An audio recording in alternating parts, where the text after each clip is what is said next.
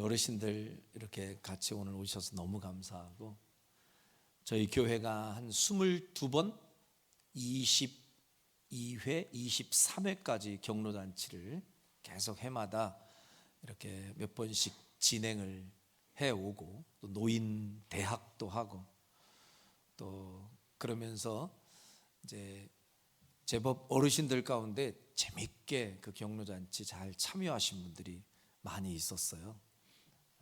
그런데 저희 어머님도 함께 이렇게 같이 어우러져서 또 잔치에 참여하시고 그랬는데, 어머님이 딱 천국에 가시면서 제가 우리 어르신들만 보면 꼭 우리 어머님이 생각이 막 나는 거예요. 그래서 처음에는 제 스스로 감정이 잘 이렇게 주체가 안 돼가지고 조금만 쉬다가 그 다음에 경로잔치를 이어야지 이렇게 마음 먹었는데, 코로나가 또 딱 터져버렸어요. 그래서 좀 차일피일 미루다가 정말 오랜만에 금년도에 이렇게 경로잔치를 처음 이제 용기를 내서 시작하려고 하는데, 이렇게 어르신들이 오늘 미리 오셔서 너무 감사하고, 돌아오는 토요일입니다. 토요일 날 11시 30분에 먼저 오시면 이제 풍성하게 잘 준비된 식사도 함께 나누시고, 또 오늘은 그냥 예비로 이렇게 저기 어른들한테 드릴 선물 미리 이렇게 쌓아 놓았는데, 그때 행운권 추첨해서 많이 나눠드리고, 또 즐겁고 행복한 또 시간도 많이 갖고. 오늘은 예배 시간이라 제가 오늘은 유행가를 안 불러요. 오늘은 어르신들, 근데 그때는 불러요 제가. 그래서 제법 제가 이제 막 그때는 딱딱하게 하지 않고 그렇게 재밌게 합니다. 많이들 오셨으면 좋겠습니다. 자, 오늘은 이제 본문의 말씀을 통해서 포기하지 않는 사랑이라는 제목으로 말씀을 함께 나누려고 합니다. 이스라엘 백성들 가운데에 이제 오랜 시간 동안 이렇게 시간이 흘러가면서 그 이스라엘 백성들을 하나님의 말씀으로 훈육하고 가르치는 선지자들이 많이 있었거든요. 근데 그 가운데에 한 선지자가 호세아라는 선지자입니다. 따라서 한번 해보실까요? 호세아. 호세아라는 선지자가 활동하던 시기가 있었어요. 그런데 이 호세아가 활동하던 그런 시대는 얼마나 죄악이 만연하고 또 그 시대 전체가 타락을 했는지, 곳곳에 정말 하나님이 눈뜨고 보시기 어려울 만큼 아주 절망적인 죄악의 모습이 가득하고, 곳곳에서 서로 시기하고 저주하고 또 사람을 죽이고 막 피가 또 다른 피를 낳고 하는 복수가 계속 이제 오가는 그런 참혹한 절망의 시대, 그게 바로 호세아라고 하는 선지자가 활동하던 시대였습니다. 그 당시에 타락한 모습이 어느 정도였는지를 호세아서 4장 1절과 2절에서 이렇게 표현해 주고 있는데요, 같이 한번 읽어볼까요? 시작. 이스라엘 자손들아, 여호와의 말씀을 들으라. 여호와께서 이 땅 주민과 논쟁하시나니 이 땅에는 진실도 없고 인애도 없고 하나님을 아는 지식도 없고 오직 저주와 속임과 살인과 도둑질과 간음뿐이요 포악하여 피가 피를 튀음이라. 진짜 있어야 할 건 하나도 없고 진실도 없고 인애도 없고 하나님을 아는 지식도 없고 그런 건 없어요. 또 근데 진짜 없어야 할 것은 또 가득해. 그 없어야 할 것은 저주, 속임, 살인, 도둑질, 간음, 그리고 피가 또 피를 뒤잇는, 다시 말하면 피의 보복이 끊임없이 반복되는 모습. 이 모습이 당시에 이스라엘의 그런 패악한 시대의 모습이었습니다. 어쩌면 오늘 우리가 사는 이 시대와 별반 다르지 않는 모습이었다고 표현해도 과언이 아닐 것입니다. 이 정도의 모습이라면 아마도 하나님의 입장에서 볼 때는 진실하지도 않지, 서로 하나님을 아는 지식도 없지, 사랑도 없지, 그냥 저주하고 살인하고 도둑질, 간음 이런 것만 가득한 백성들이니 어쩌면 하나님의 입장에서는 징글징글해서 야, 내 더 이상 너희들하고는 관계 맺고 싶지 않다, 그냥 끊자 끊어 하고 포기하고 외면해 버릴 만한 상황인데, 이상한 것은 하나님께서 그렇게 형편없는 이스라엘의 백성들을 아시면서도 포기하지 않으시고, 그럼에도 불구하고 그들을 끝까지 돌이키고 회복시키고 고치시려고 애쓰고 노력하는 그런 모습을 오늘 보이고 계십니다. 이런 모습이 우리를 사랑하시되 끝까지 포기하지 않고 사랑하시는 하나님의 모습인 줄로 믿습니다. 저도요, 이렇게 어떤 물건을 쓰다가 조금만 고장나고 뭐가 삐걱거리고 좀 이상하잖아요. 그러면 아유, 때가 다 됐구먼, 빨리 다 버려버리고 그냥 새 걸로 바꿔버려야 되겠구먼, 이렇게 제가 잘 생각을 해요. 그런데 버리려고만 하면 잘 못 버리게 하는 사람이 제 이제 아내가 못 버리게 할 때가 많아요. 쇼파를 저희들이 구입한 지 그렇게 오래되지는 않은 것 같은데 어느 날 이렇게 한쪽이 그냥 잘못 앉다가 뚝 소리가 나더니 확 주저앉아 있어요.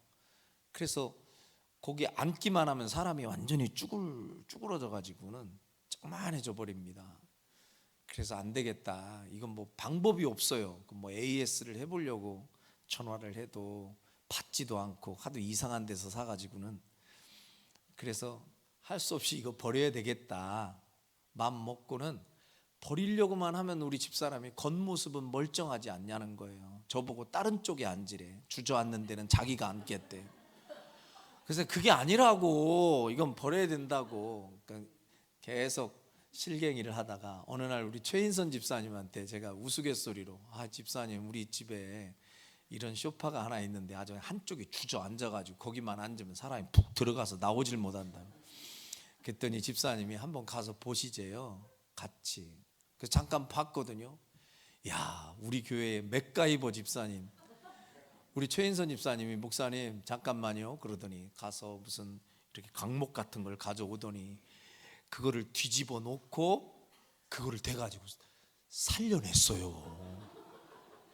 그거 그냥 소파가 부활이 돼버렸네. 그게 멀쩡하게 살았어요. 참 제가 그런 모습을 보면서 저는 기술이 없으니까 그냥 쓰다가 좀 불편하면 에라 모르겠다 그냥 버려버려, 이런 마음이 드는데, 이 손재주가 있는 분의 눈에는 얼마든지 손대서 고쳐 쓸 수 있으면요 고쳐서 사용하더라고요.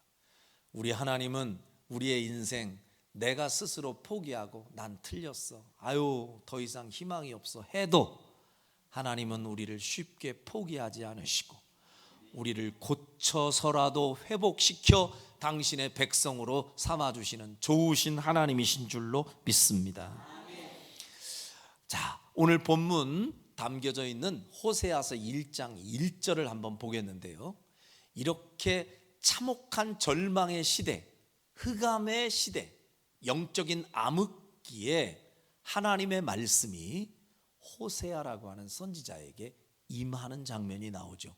1절의 하반절에 보니까 호세아에게 임한 여호와의 말씀이라.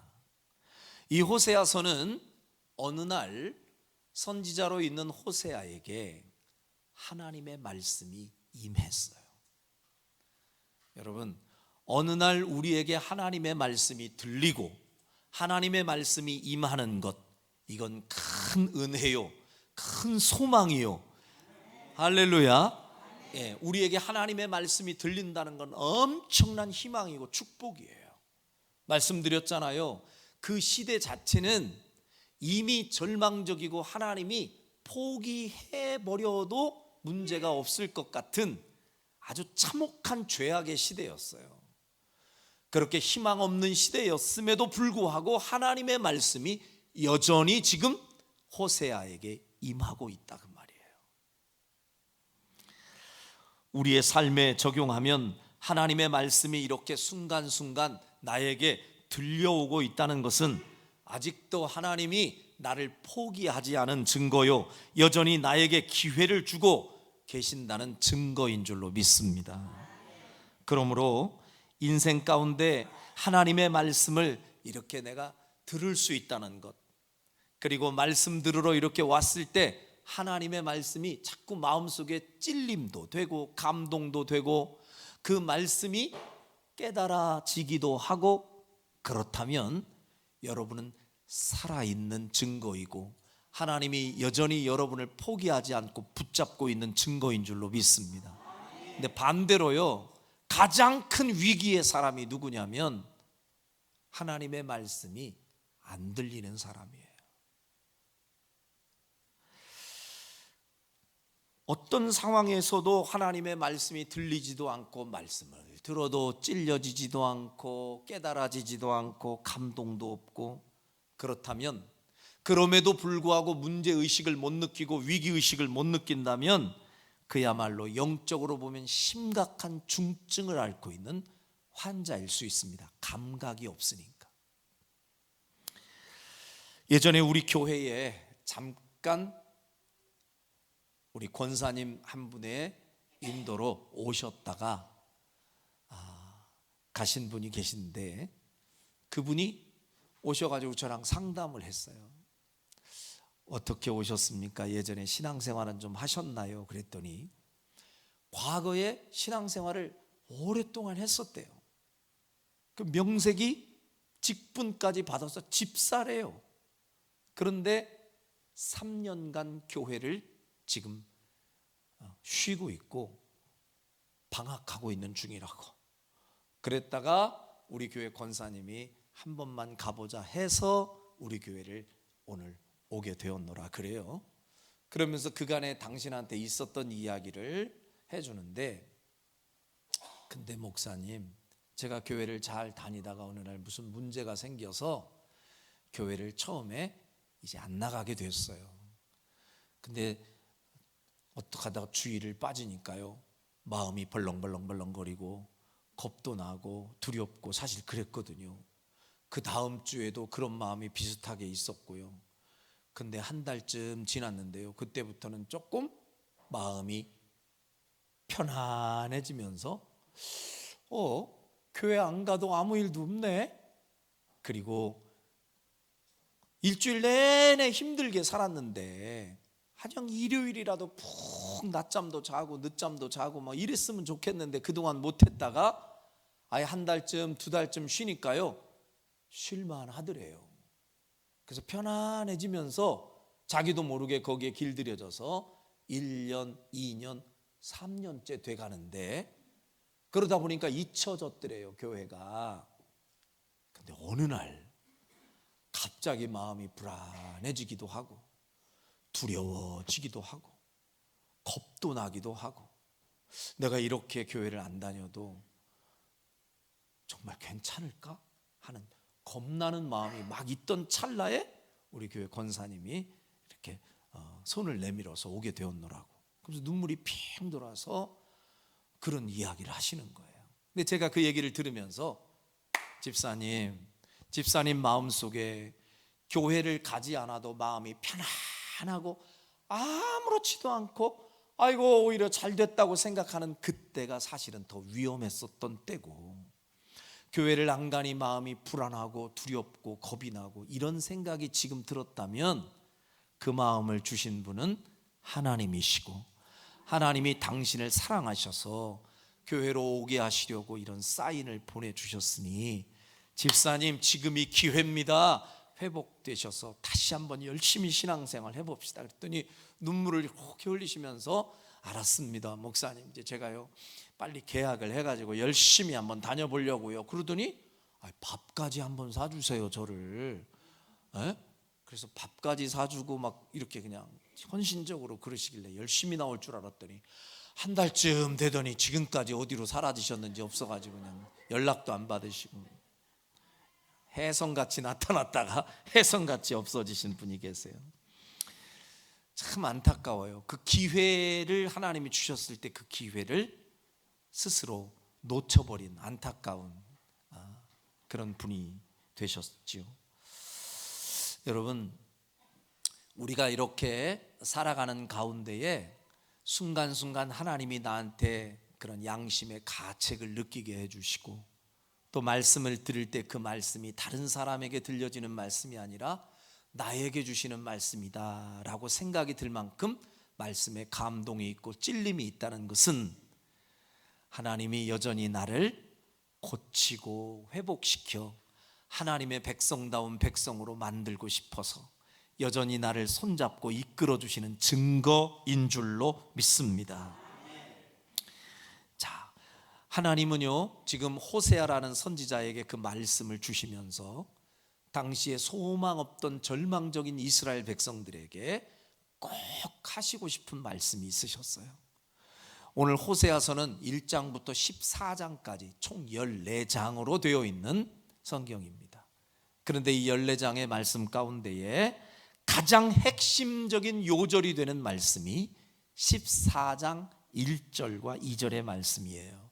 자, 하나님이 무엇을 말씀하고 싶은지 한번 같이 읽어보겠습니다. 1절 2절 시작. 이스라엘아 내 하나님 여호와께로 돌아오라. 내가 불의함으로 말미암아 엎드려졌느니라. 너는 말씀을 가지고 여호와께로 돌아와서 아뢰기를 모든 불의를 제거하시고 선한 발을 받으소서. 우리가 숫송아지를 대신하여 입술의 열매를 주께 드리리이다. 아멘. 요약하면 한마디예요. 따라합시다. 여호와께로 돌아오라. 주님의 호소가 바로 이 말씀이에요. 주님은 이 선지자를 통하여 이스라엘 백성들에게 제발 내게로 돌아오라, 다시 돌아오라, 아직도 나는 너희를 포기하지 않았으니 내게로 돌아오라, 돌아오라고 지금 주님이 음성을 주고 계시는 것입니다. 호세아 선지자를 통하여서 이스라엘 백성들에게 호소하셨던 그 음성은 바로 오늘 이 시대를 살고 있는 우리에게 주시는 생생한 주님의 음성인 줄로 믿습니다. 우리에게도 지금 주께로 돌아오라고 주님이 손짓하고 계시는 거예요. 하나님이 우리에게 말씀을 주실 때는요 다양한 방법을 통해서 말씀을 주십니다. 하나님의 음성이 들려오는 채널은 첫 번째 하나님의 설교 말씀이에요. 아멘이시죠? 이렇게 설교 말씀을 듣는 중에 여러분 마음 가운데 깨달음이 있고 감동이 있고 찔림이 있다. 그거 성령께서 종의 입술을 통해서, 목사의 입술을 통해서 여러분에게 주고 계시는 음성이에요. 그 주님의 음성을 여러분이 헤아려 들을 수 있는 영적 귀가 열리기를 주의 이름으로 축원합니다. 그래서 말씀, 설교 말씀을 잘 들으셔야 돼요. 그 말씀 속에 주님의 음성이 있어요. 또 하나의 채널은요, 어떤 때는 하나님이 꿈을 통해서 음성을 주실 때가 있어요. 뭐를 통해서? 꿈. 여러분 꿈 중에는요 개꿈이 있고 영몽이 있고 그래요. 그냥 꿈을 꾸긴 꿨는데 뭔가 심란하고 어지럽고 뭔가 막 꾸긴 꿨는데 이리 갔다 저리 갔다 하고 막 맥락도 없고 그냥 개꿈이에요. 신경 쓰지 마세요. 그런 거는 내가 피곤하다 보니 여러 가지 내가 이렇게 잠재되어 있는 생각들이 막 뒤엉켜서 그렇게 이제 꿈으로 이렇게 나타났다 이렇게 생각하고 그냥 무시해 버리세요. 그런데 영몽이 있어요. 영적인 꿈. 그 꿈은 잊혀지지가 않고 생생하고, 그리고 딱 깨어났을 때 그 꿈이 주는 메시지가 딱 느껴져요. 꿈이 느껴져요. 그래서 하나님이 이 꿈을 통해서 나에게 깨닫게 해주시는구나. 하나님이 지금 나한테 무슨 음성을 주시는구나, 이거를 여러분들이 꿈을 꾸었던 요셉이 하나님의 그 비전을 소유했던 것처럼 여러분도 꿈을 통해서 하나님의 음성을 주실 때에도 그 하나님의 음성과 하나님의 메시지를 들을 수 있는 지혜가 있기를 주의 이름으로 축원합니다. 그뿐만이 아니에요. 또 하나의 채널은 그냥 일반적인 환경, 상황을 통해서 하나님이 내게 음성을 주실 때도 있어요. 그냥 보편적으로 일반적인 상황인데 하나님이 그때마다 상황을 통해서 하나님이 길을 막아도 주시고, 어떤 때는 내 가야 할 길을 열어도 주시고, 그 상황을 통해서 주님이 주시는 메시지를 여러분이 그 음성을 잘 들을 수 있기를 주의 이름으로 축원합니다. 자, 어떤 경로가 되었든 내게 주시는 하나님의 말씀과 하나님의 음성을 명확히 듣고 깨닫는 사람은 얼마든지 하나님이 주시는 기회를 다시 붙잡을 수 있는 사람이요, 미래가 열릴 수 있는 사람이요, 반드시 회복될 수 있는 사람임을 믿습니다. 자, 호세아서는요, 하나님이 호세아라는 선지자와 그의 아내 고멜이라는 아내와의 관계를 통해서 하나님과 이스라엘 백성의 관계를 설명해 주고 있는 내용이에요.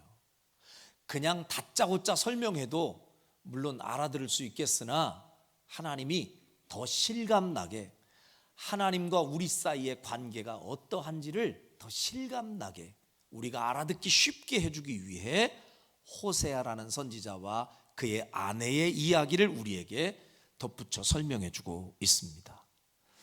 호세아라는 선지자는 아주 거룩한 사람이에요.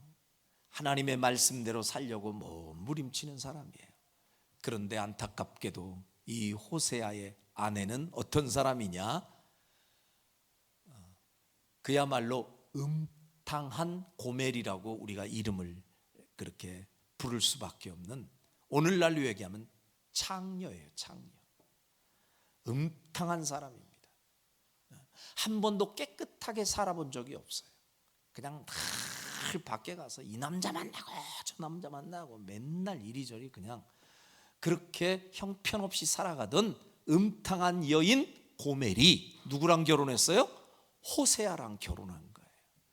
자격이 전혀 없는 여인이에요. 그런데 어떻게 이런 호세아와 같은 사람이랑 결혼을 하느냐고요. 말이 안 돼요. 호세아의 입장에서는 그런 여인을 아내로 맞이할 이유가 전혀 없어요. 어울리지도 않아요. 전혀 조화를 이룰 수 없는, 안 맞는 조합이에요. 그런데 호세아는 그 고멜이라는 여인을, 그 음탕한 여인을, 과거가 있는 그 여인을, 누구도 바라봐주지 않는 그 여인을 자신의 아내로 받아들입니다. 말씀드렸죠? 이 둘의 이 이해할 수 없는 관계가 바로 하나님과 이스라엘 백성과의 관계요, 하나님과 우리와의 관계임을 믿습니다. 그러니까요, 아무리 봐도 이해가 되지 않는 사랑이지만 그 호세아가 보잘것없는 그 형편없는 여인을 자신의 아내로 받아들이고 사랑해 주기로 작정한 것처럼 우리 하나님, 거룩하신 하나님이 형편없고 음탕하고 세상에 물들어버린 이 보잘것없고 하나님과 어울리지 않는 우리 같은 사람을 주님이 오히려 손 내밀어 주시고 우리를 거룩한 당신의 아내로, 신부로 삼아 주신 것은 은혜가 아니면 해석이 안 되는 일인 줄로 믿습니다. 자, 그러면 고멜은 어떻게 살아야 돼요? 한평생 그 남편의 한량없는 은혜를 입은 자로서 나 같은 여인, 소망 없이 비전 없이 꿈 없이 살아가는 나 같은 사람을 사람 되게 해주고 이런 올바른 가정을 갖게 해준 내 남편의 은혜를 내가 잊지 않겠소 하고 평생을 감사하며 평생을 한 마음으로 전심으로 남편만 사랑해야 맞아요. 그런데 이 고멜이요, 처음에는 그렇게 남편의 소중함을 알고 사랑하는 듯 했어요. 그런데 이 여인이 어느 시간 조금 시간이 지나다 보니까요, 조금씩 본색이 드러나기 시작해. 어느 순간부터 자꾸 집에서 안 보여. 그래서 여보 어디 갔다 왔어? 그러면 어디 좀 갔다 왔어요. 어디 갔다 왔어? 바람 좀 쐬고 왔어요. 알고 보니까 바람 쐰 게 아니라 바람 났어, 이 여자가. 그래서 엉뚱한 남자를 만나고 온 거예요. 눈치 빠른 호세아가 딱 보니까 증좌가 있어요. 여보, 당신 나랑 결혼했잖아. 이제 옛 생활 정리했잖아. 이제 새 삶을 살기로 했잖아. 당신 내가 이번에 눈 질끈 감고 없던 걸로 해줄 테니 이제 새롭게 살자.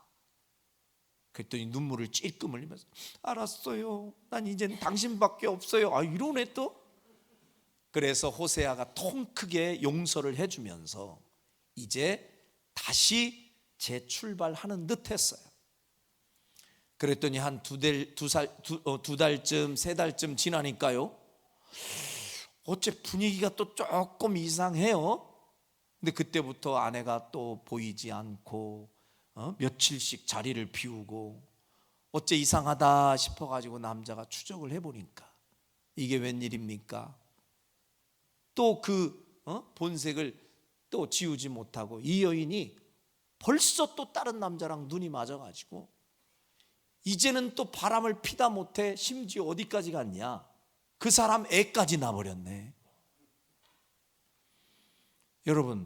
여러분이 호세아라면 어떻게 해야 되겠어요? 당장 도장 찍어! 끝내. 더 이상 이건 얘기해 볼 가치도 없잖아요. 끊어내버리고 내쳐버려야 되는 입장에 서 있는 사람이 호세아예요. 근데 말씀드렸죠, 지금 호세아와 고멜의 이야기는 하나님과 우리의 이야기라고요. 제가 예전에 기도원에 한번 갔는데 한 택시 기사를 하시던 분이 거기서 금식 기도를 하고 계시더라고요. 근데 왜 거기에서 금식 기도를 하는지 처음엔 사연을 얘기 안 하다가 조금 친해지면서 한 3, 4일 있었는데 나중에 얘기를 하시더라고요. 자기는 개인 택시를 운전을 하는데 그 예전에는 자기 아내를 엄청나게 핍박했대요. 교회 다니는 아내인데 그렇게 교회를 안 가고 아내를 핍박하고 때리고 얼마나 못된 짓을 자기가 많이 했는지 모른대요. 근데 아내가 그때 그렇게 눈물을 흘리면서 자신을 전도하려고 그렇게 애를 쓰다가 나중에 하나님의 은혜로 본인이 변화되어서 교회를 같이 가게 되었답니다. 그래서 이제 집안이 행복하고 아무 일 없는 줄 알았는데 이 아내가요, 남편이 교회를 다니기 시작하면서 긴장이 풀려버린 거예요. 그리고 특별히 기도할 이유가 별로 없어져. 그러면서 이 아내가 마음이 해이해진 틈을 타고 이 마귀가 역사를 한 거죠. 어느 날 시장 보러 혼자 이렇게 가다가 좀 마음이 울적하고 이렇게 그냥 쓸쓸한 가을이었나 봐요. 낙엽도 떨어지면서 낙엽아 너 어디로 굴러가니 막 이렇게 하면서 뭔가 감상적일 때에 제비들이 꼭 날라오거든요. 그러면서 사모님 혹시 시간이 있으신가요? 하고 한 놈이 또 오더니 갑자기 그러면서 춤바람이 난 거예요. 그러면서 춤을 추고 뭐 춤바람 나다가요, 이 개인 택시 하는 남편이 돈 벌어서 다 아내한테 다 맡겼대요. 재정 모든 상황은 이 남편은 신경도 안 쓰고. 근데 이 돈을 싹 뜯긴 거야. 그 제비한테 다 뜯겨버리고. 이게 들통이 언제 났느냐, 이제 신우죠, 신우. 그 남편의 동생이 결혼할 시즌이 딱 돼가지고 여보 그 목돈이 좀 필요하네, 우리 동생 결혼시키는데 우리가 얼마 좀 해주자고 했더니 이 여자가 도망가 버린 거예요. 겁이 나니까, 들통이 나서.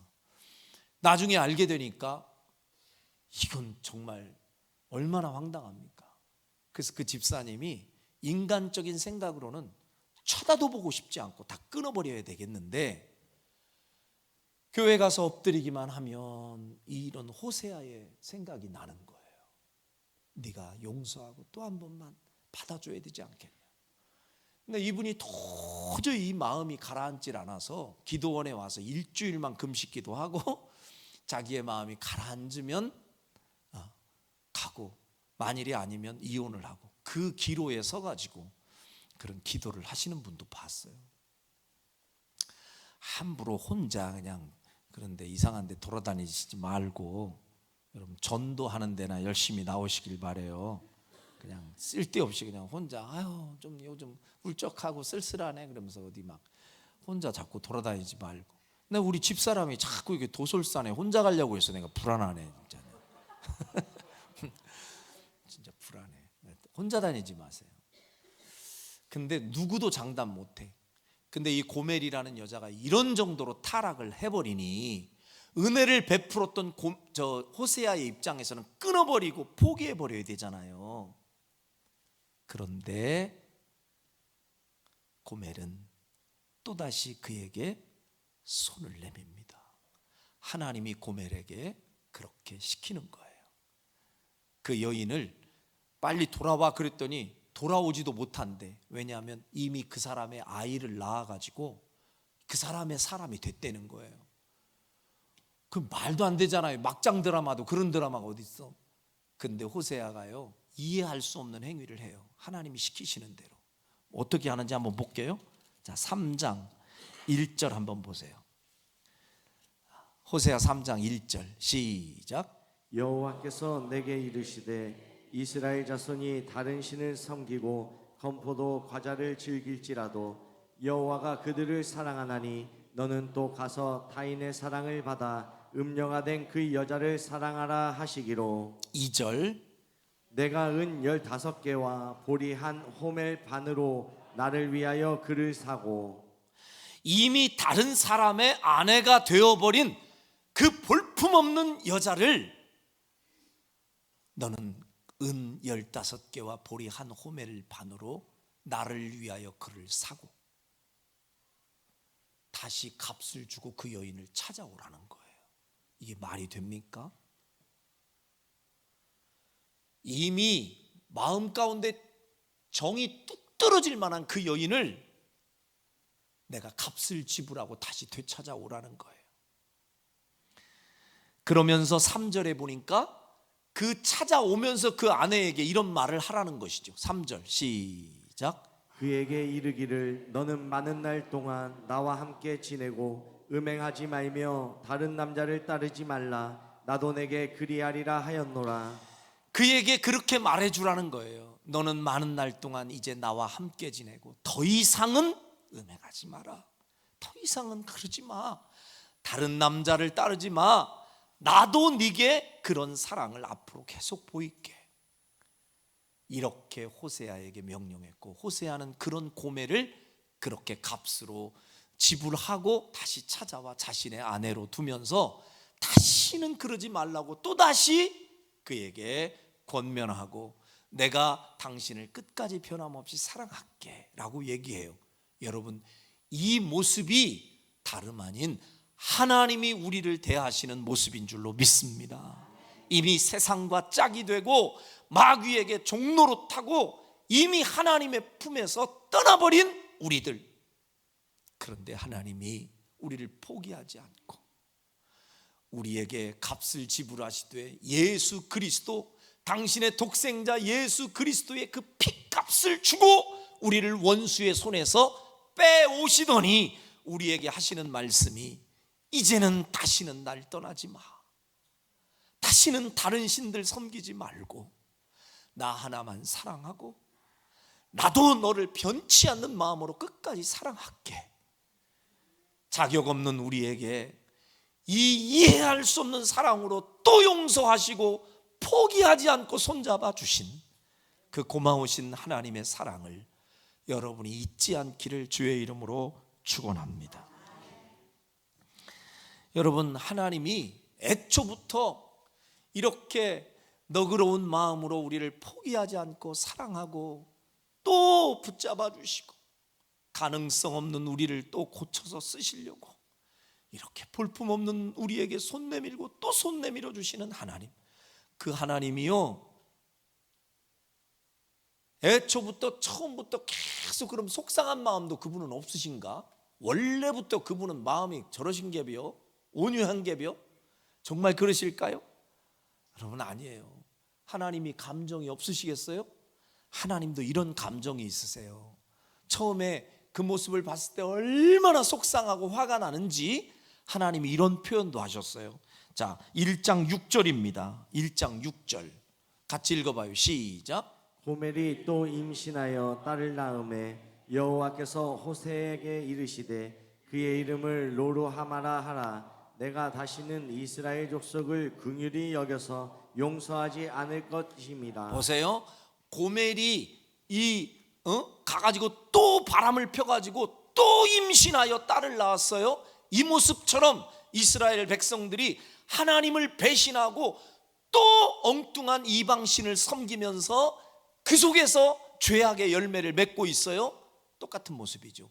그때 하나님이 어떤 감정으로 여과 없이 표현하셨느냐? 내가 이스라엘 족속을 긍휼히 여겨서 용서하지 않으리라. 막 화가 나시니까 나 이제 더 이상 긍휼을 베풀지 않아. 나 이제는 용서하지 않을 거야. 이렇게 강하게 얘기하신 적도 있어요. 그리고 9절에서도 똑같이 이런 말씀하시죠. 1장 9절 시작. 여호와께서 이르시되 그의 이름을 로암미라 하라. 너희는 내 백성이 아니요 나는 너희 하나님이 되지 아니할 것임이니라. 보세요. 하나님이 말씀하시기를 이제 너희는 내 백성이 아니야. 이제는 더 이상 나는 네 하나님이 아니야. 이렇게까지 얘기하셨어요. 그런데 우리가 이 한 구절만 보면 오, 하나님 세게 나오시네.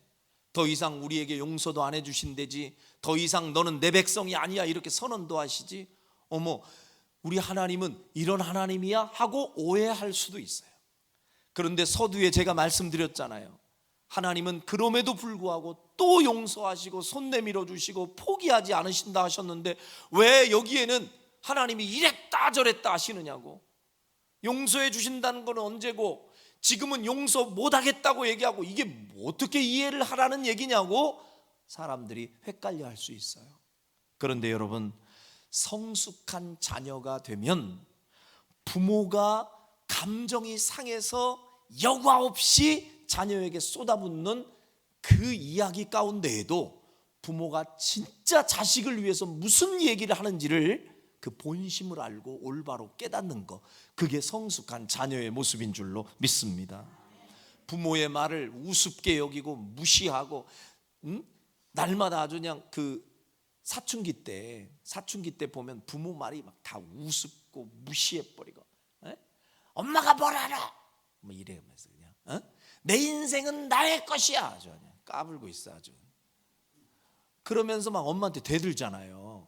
그럼 어떻게 해요? 부모를 우습게 여기고 어른들 이야기 우습게 여기고 지가 다 큰 줄 알고 자기 고집대로 큰 소리 빵빵 치면서 아주 고집대로 말하는 그런 사춘기의 자녀에게 부모가 화가 나면 어때요? 엄마가 얘기합니다. 이놈의 자식! 네가 그냥 부모 우습게 여기고 무시하고 네 맘대로 너 혼자 살 것 같으면 당장 짐 싸들고 나가! 이렇게 얘기하죠. 당장 짐 싸들고 나가! 자, 그러면 어때요? 그 단어만 딱 잘라서 얘기하면 이 엄마는 우리 엄마가 아닌 거요. 나보고 나가라네? 그래, 짐 싸들고 나가. 이거 철들지 못한 자식의 모습이에요. 근데 왜 부모가 그 호되게 혼을 내면서 당장 이럴 거면 짐 싸들고 나가 하는 그 소리를 외쳤을까요? 그 메시지 속에는 제발 정신 좀 차려. 네가 정신 못 차리면 너는 내 새끼가 아니여. 내 새끼다운 새끼가 되려면은 정신 좀 똑바로 차리고 제발 자녀다운 자녀가 되라는 부모의 호소가 담긴 음성이 그 부모의 나무라는 소리에 담겨져 있음을 알아차리는 것이 성숙한 자녀의 모습인 줄로 믿습니다. 그래서요, 부모의 본심을 모르고 그 이야기를 들으면 서운하지만 본심을 알고 들으면 나에게 관심 없으면 엄마가 그런 소리 하겠느냐고요. 그래, 나가든지 말든지 네 새끼 뭐 네 인생 네가 사는 거지 뭐 나하고 뭔 상관이요. 이러면서 부모가 눈 찔끔 감고 얘한테 신경 아무것도 안 써봐. 그거는요, 복이 아니라 저주예요. 마찬가지로 하나님이 우리에게 우리가 잘못된 길을 가면, 우리가 엉뚱한 길을 가면, 자꾸 세상과 짝을 하고 엉뚱한 곳에 눈 팔리면 하나님이 속상하셔서 이런 소리 해 주시는 것이 은혜예요. 매를 대서라도 우리를 고쳐 주님께로 돌아오게 하는 것이 은혜인 줄로 믿습니다. 저도 자식들 3명을 이렇게 키우면서요, 어린 시절 얘네들이 뭐 처음부터 다 성품 바르고 늘 온유하고 그런 게 아니에요. 막 곁길 가려고 하고 고집도 부리고 그래요. 그러면 회초리 들고 종아리 걷어! 그래가지고는 이제 10대씩 때리잖아요. 한번 때리면요 호되게 눈물 쏙 빠지게 때려요. 그 잘못했어요 아빠, 다시는 안 그럴게요, 한 번만 용서해 주세요, 막 이제 이래요. 그러면은 이제 그 소리에 알았어, 다시는 그러지 않기야 하고 약속해 놓고 이제 매를 거둡니다.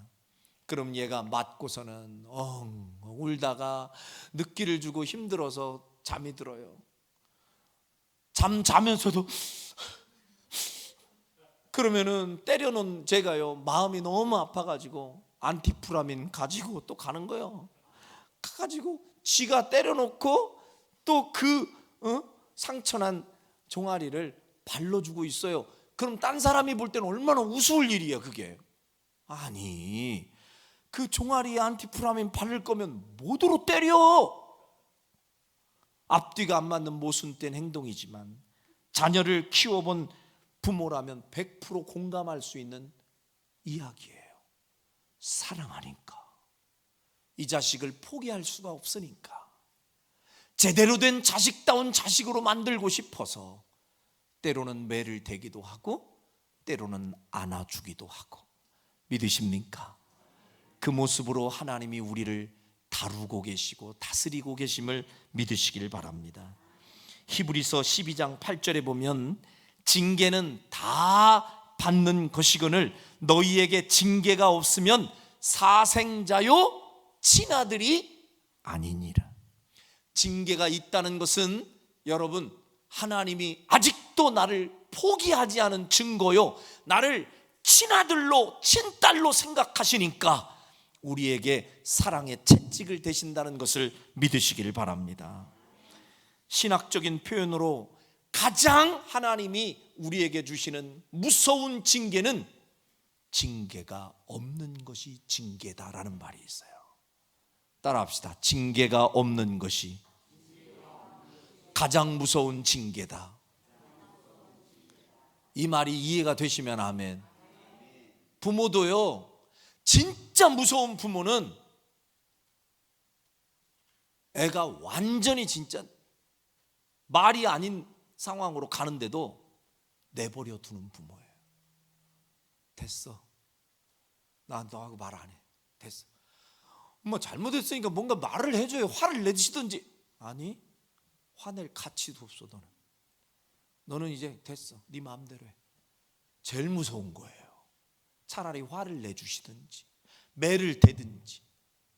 이해가 되시면 아멘. 하나님 마찬가지입니다.